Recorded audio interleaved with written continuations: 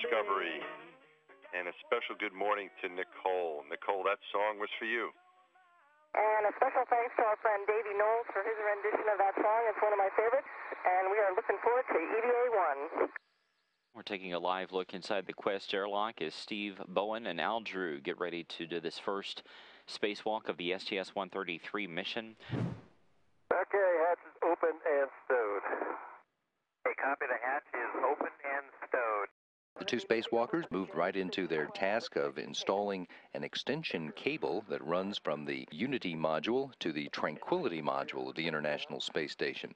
That extension cable is required to be able to continue to provide emergency power to the Tranquility module in case of a contingency. The extension cable was required because the plug will become inaccessible after the permanent multi-purpose module is installed on the underside of Unity on the coming day.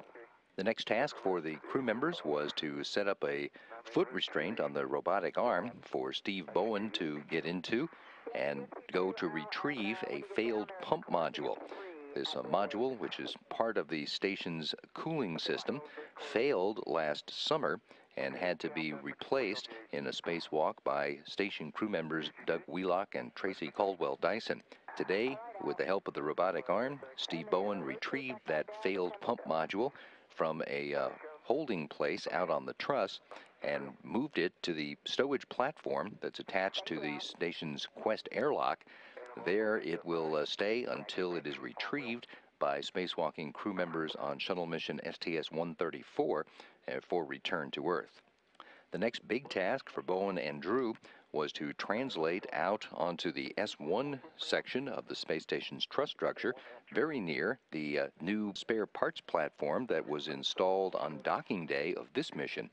There they removed a camera stanchion and reinstalled it with a wedge underneath that cants that camera platform out, providing enough space between it and the new express logistics carrier so that the robotic arm can maneuver spare parts in and out of that platform. At that point, the crew members moved on to a get-ahead task. They installed some extensions on the station's truss rail system. They moved out further on the starboard side, just to the intersection where the Solar Alpha rotary joint is, and installed some extensions there that will allow the CETA carts to move to the end of their necessary work site without their wheels actually coming off of the tracks.